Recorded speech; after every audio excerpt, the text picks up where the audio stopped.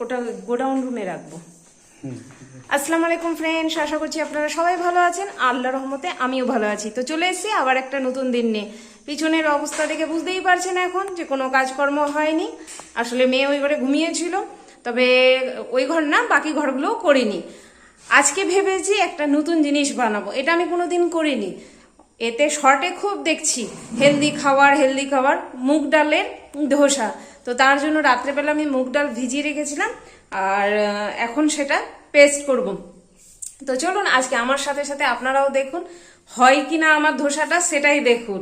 কারণ আমি কোনোদিনই করিনি এরকম স্বাভাবিক যেটা ধোসা, ওটা করেছি, কিন্তু এটা করিনি। তো হচ্ছে কিনা দেখতে থাকুন তাহলে।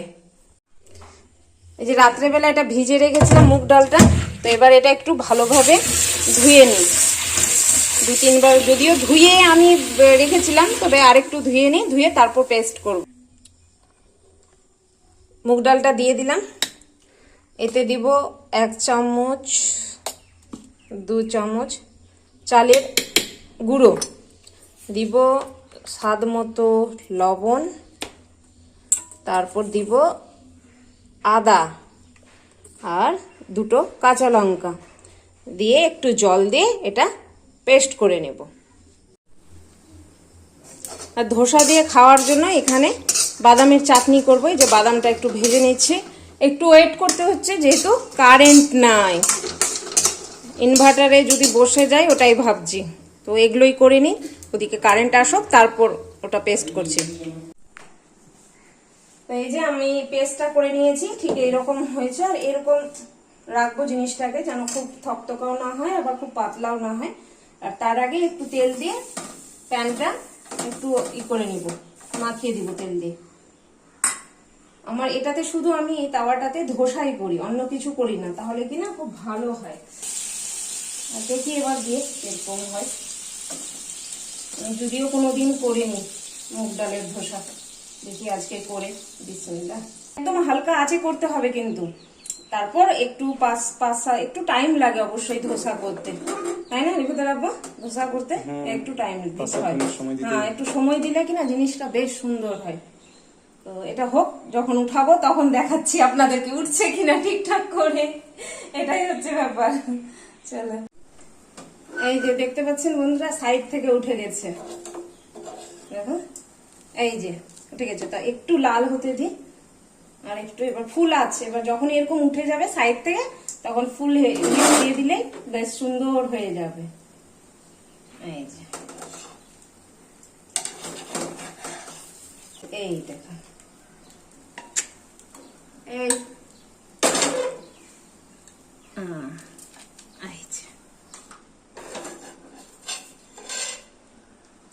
কেমন হয়েছে সত্যি সত্যি বলবে? ভালো হয়েছে? মেয়েও খেয়ে নিয়েছে। বেটা কেমনি লাগলো? কেমনি লাগছিল খেতে? ভালো লাগছিল, টেস্ট আলাদা একটু। হ্যাঁ ঠিকই আছে, খাও তাহলে, আর আমিও খেয়ে নি বন্ধুরা। চলুন, স্কুল যেহেতু বন্ধ আছে না খোলা আছে, এখনো নোটিশ পাইনি, তো তার জন্য স্কুলও যাওয়া হচ্ছে না। যে টিউশন যাচ্ছে এখন স্যারের বোধহয় সকালে স্কুল চলছে না।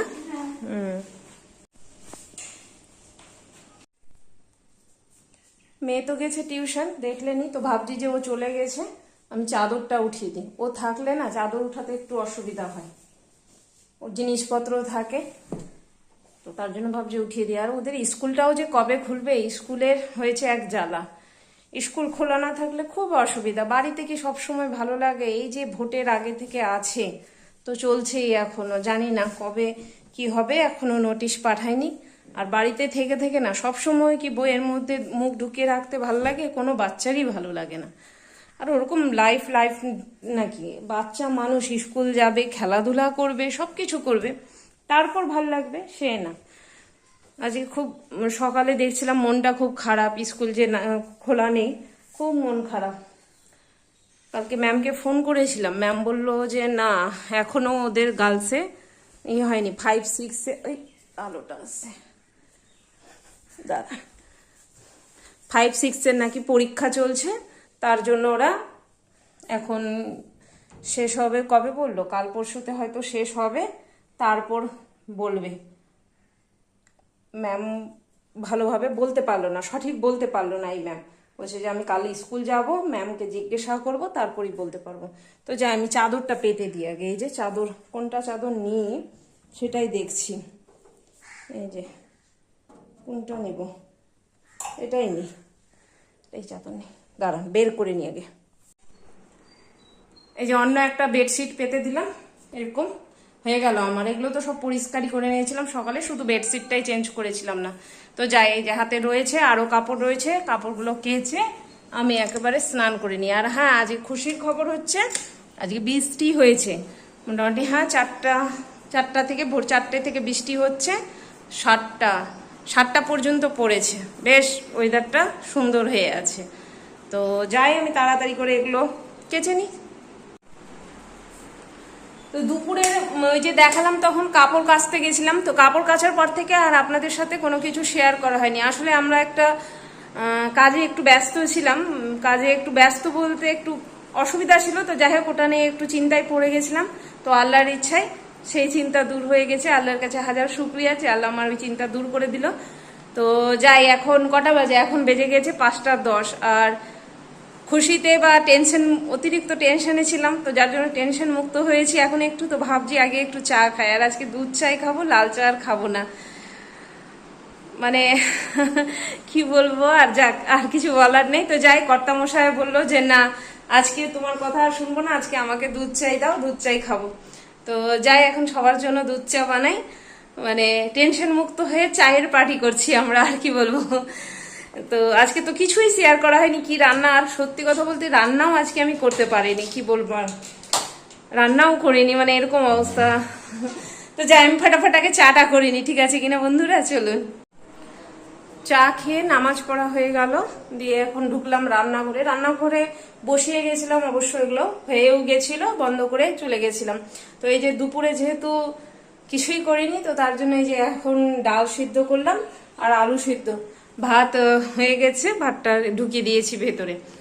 তো আজকে এই দিয়ে রাত্রেবেলাটা চালিয়ে নেব, ডাল সিদ্ধ আর আলু সিদ্ধ দিয়ে। আর হ্যাঁ, ঈদের দিন যে মাংসটা করেছিলাম, মাটনটা, সেটা এতটা মাংস থেকেই গেছে, ফ্রিজে রাখাই আছে, খাওয়াই হয়নি। আমাদের আবার মাংস বেশি কেউ খেতে পারে না, তো দেখি বলবো, যদি খায় রাত্রেবেলা তো খাবে, নাহলে কালকে ওটা শেষ করে দিতে হবে, আর রাখা যাবে না ফ্রিজে, কতদিন রাখবো।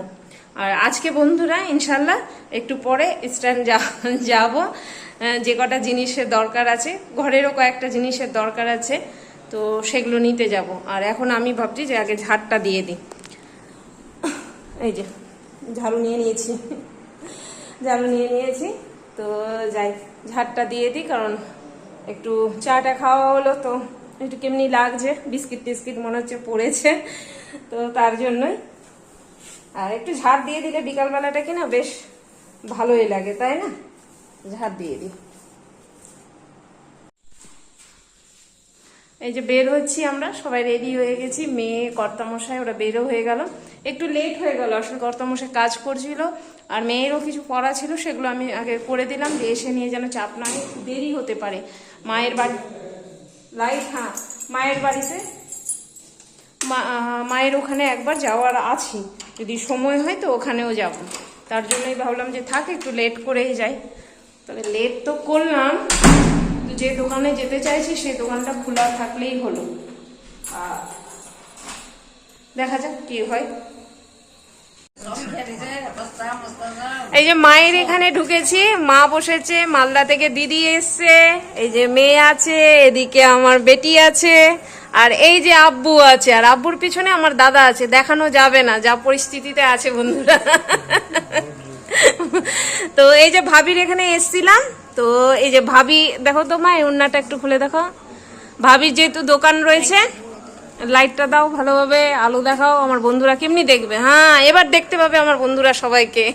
এই যে এটা ওড়না ভাবি আমাকে দিল, ঠিক আছে কিনা, গিফট করলো, আর এইটা আমি কিনে নিলাম।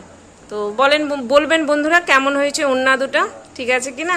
ভাবির দোকান রয়েছে, কাপড়ের দোকান রয়েছে ভাবির, এই যে। তো ভাবলাম এখানেই দেখিয়ে দিই আপনাদেরকে। না না, দামটা বসা আছে।